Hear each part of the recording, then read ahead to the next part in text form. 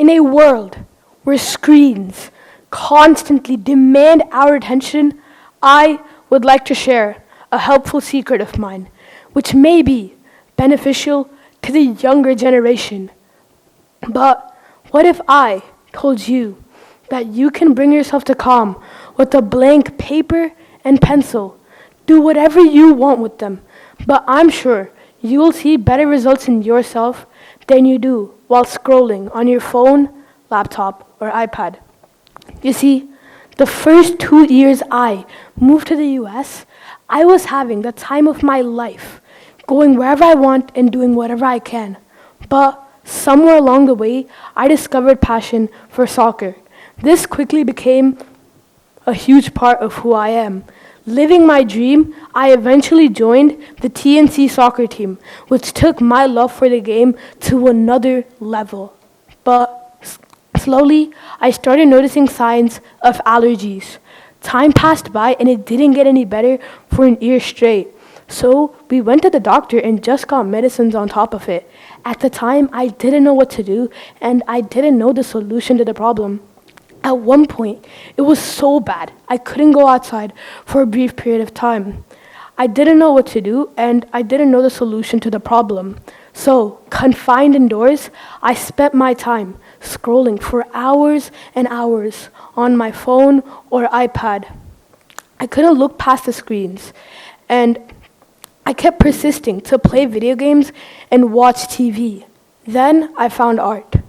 This was interesting because it made me feel more like myself and gave me some sort of break from the internet. This time, I could actually look past the screens and stop persisting. So from then on, all I did was draw, and draw, which led me to an award-winning art piece. At the same time, I reconnected with my childhood friend Dia Ranganad, who kind of put herself into a loop of breaking her hands accidentally. This halted her outdoor pursuits and hobbies. I thought it would have been easier for her, because it felt like she was a bit more introverted than me, but that's not the point, is it? So, confined indoors just like me, she spent hours and hours scrolling on her iPad or phone. To overcome this, she did calligraphy or skill-building activities under her father's guidance. So, with both of us sharing our experiences of me drawing people and faces for fun and her calligraphy strokes, I think it's pretty obvious that a paper, pencil, and a nice hobby can be a really good substitute to make you feel better.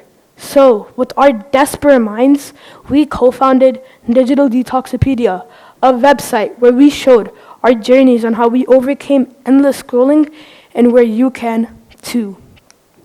Data underscores the urgency.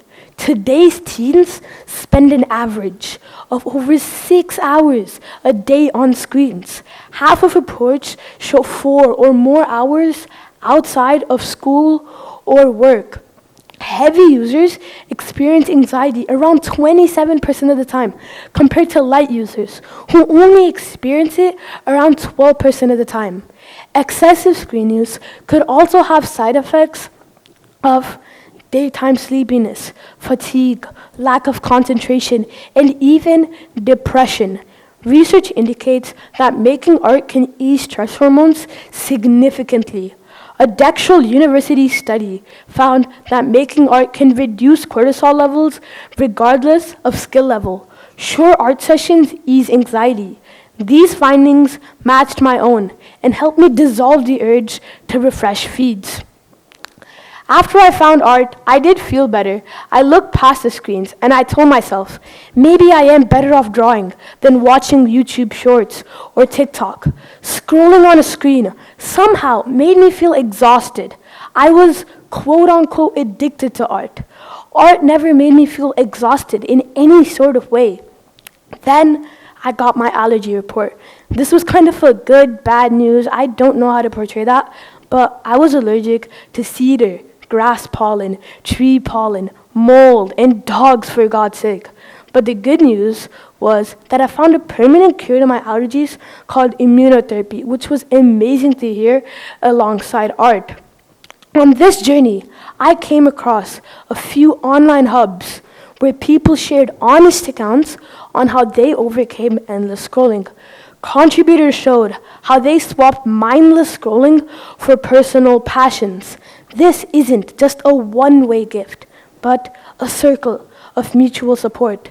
One person's X instead of Y moment sparks someone else's own pause. Let's come together and recognize that screen addictions can be just as insidious as any substance habit.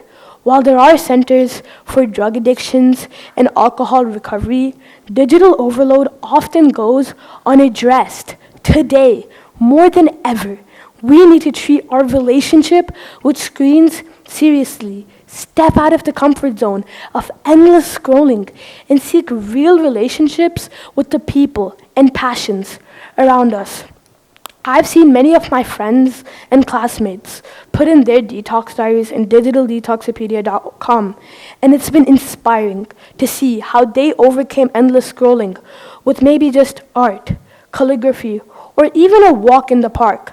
I encourage you to check these out, put in your own, or maybe discover one that suits you best, because we can face this challenge head on, embrace these small but creative pauses, and reclaim our well-being, because the horizon beyond the screen is worth the effort. Thank you.